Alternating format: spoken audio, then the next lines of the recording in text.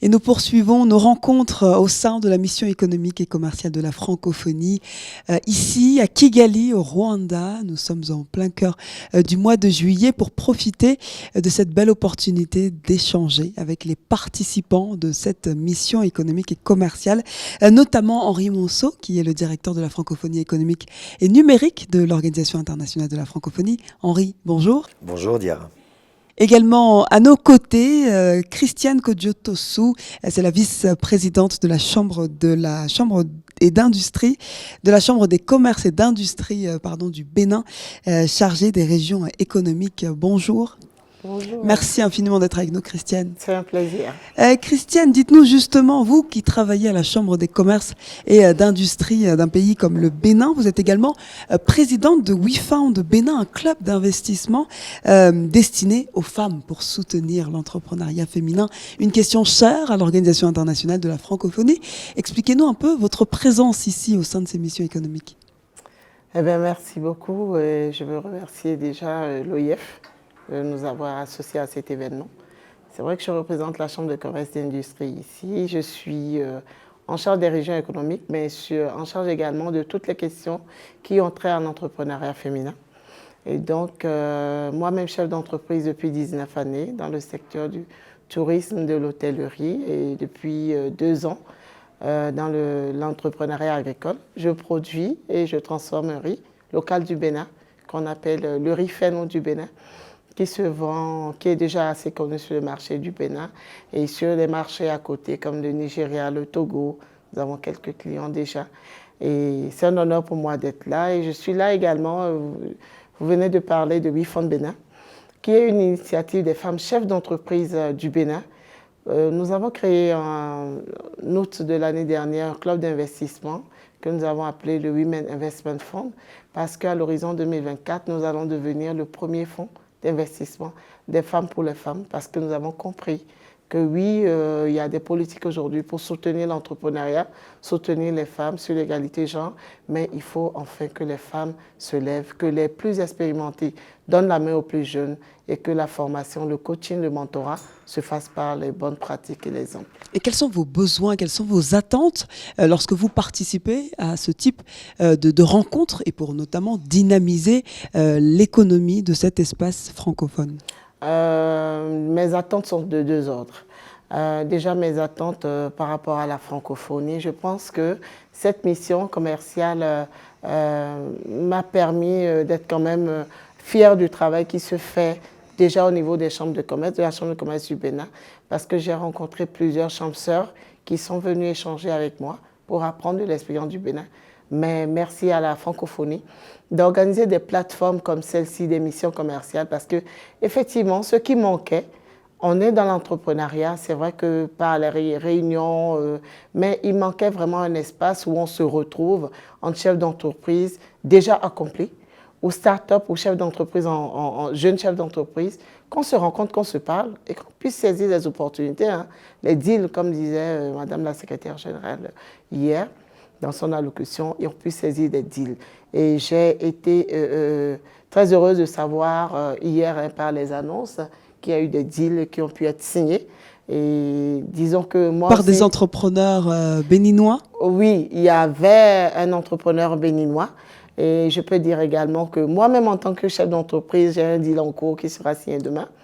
Et j'ai un deal en cours également avec la chambre, le répondant de la chambre de commerce ici, je pense, c'est la fédération du secteur privé pour la chambre de commerce du Bénin. Donc, on a déjà reçu un projet de MOU et qu'on va signer dans les jours à venir. Donc, je pense que c'est vraiment un événement qui nous permet d'échanger, de saisir des opportunités et on espère que ça va continuer. C'est vrai qu'on a des suggestions à faire, mais on va les faire directement. Parlons justement de cela. Les suggestions sont très importantes pour réagir et équilibrer peut-être les autres missions qui suivront. Aujourd'hui, des deals ont été signés, dont certains par votre pays, le Bénin. D'autres entreprises béninoises participent à cette mission économique et francophone. Qu'attendez-vous de l'après, de ces post-missions économiques et francophones? Déjà, ce que j'attends de l'organisation à venir, d'une mission à venir, c'est que c'est vrai que la Fédération des chambres de commerce francophones fait partie de l'organisation de l'OIF et associés, mais on aurait aimé une collaboration beaucoup plus proche qui ira peut-être jusqu'à l'identification des entreprises qui vont participer. C'est vrai que tout à l'heure, j'ai entendu Denis dire que le challenge c'était aussi sur les entreprises qui ne sont pas dans le formel, leur montrer le bon exemple pour qu'elles se formalisent. Mais sur le volet entreprises formalisées et formelles, nous avons les chambres de commerce qui sont compétentes pour aller identifier effectivement les besoins des entreprises et identifier les entreprises qui vont aller sur remplir la demande de participation aux missions commerciales. Et ça nous permet, nous, par derrière, de faire un suivi, de faire un coaching en amont. Parce que oui, on vient pour un B2B, on vient pour des B2B, mais il y a même des entreprises qui ne savent pas comment s'y prendre. Et donc, nous-mêmes sur place, les aînés, ça nous fait 19 années d'entrepreneuriat, nous échangeons avec des jeunes entreprises pour savoir, pour les conseiller, pour les soutenir dans comment est-ce que vous pilotez une séance de B2B pour pour bien sortir de là avec des opportunités. Et donc, il y a un travail en amont que les chambres de commerce peuvent faire avec les chefs d'entreprise.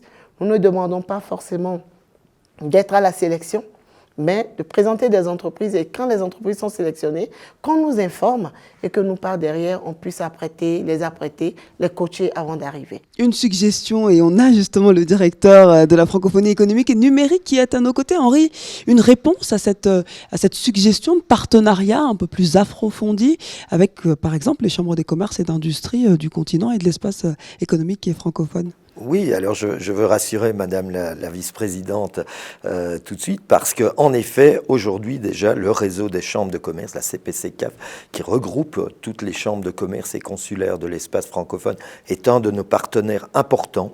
Nous avons un réseau de 20 partenaires qui sont associés dès l'amont des missions pour notamment relayer vis-à-vis de leurs membres l'organisation de ces missions et donc susciter les vocations, susciter les candidatures. Alors la suggestion qui consiste à dire ça peut être préparé en amont et on peut travailler avec les entreprises sélectionnées est excellente. En effet, on a vraiment besoin qu'il y ait toute cette implication, qu'il y ait ces réseaux qui se constituent pour démultiplier finalement à la fois les effets, en tirer le meilleur parti au moment de la rencontre elle-même et donc arriver à des deals, arriver aux accords tels que ceux que vous avez signés et qui sont très importants, et puis aussi pour que finalement tout ça soit autoporté à terme, qu'il y ait cette appétence, cette conviction chez les entrepreneurs que oui, cet espace leur est ouvert, qu'il y a vraiment des choses à faire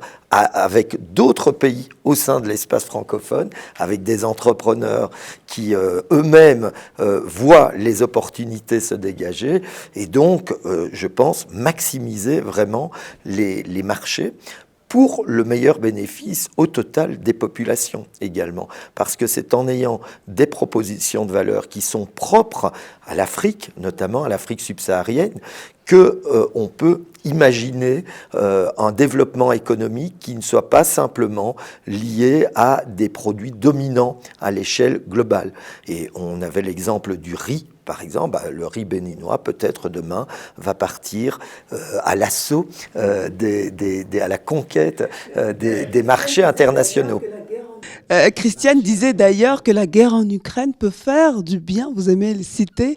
Alors c'est vraiment une expression pour dire que la guerre, on ne la cautionne pas, hein. Néanmoins, c'est une opportunité économique pour vous? Tout à fait. Vous savez, dans tout événement, heureux ou malheureux, on a toujours des opportunités qu'on peut saisir.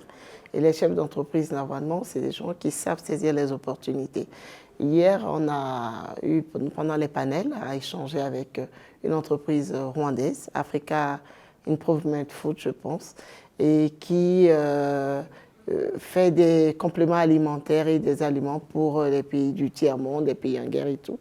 Mais on a déjà commencé à échanger pour qu'on puisse introduire la farine de riz dans les compositions. Et donc, ils auront un cahier de charge, ça nous permettra, nous, de produire. Et également, aujourd'hui, avec la guerre en Ukraine, l'opportunité pour nous, nous avons commencé à travailler avec des laboratoires pour essayer d'avoir une farine de riz qui peut être utilisé dans les pâtisseries, dans tout ce qui peut être utilisé, enfin, dans toutes les compositions dans lesquelles on utilisait la farine de blé.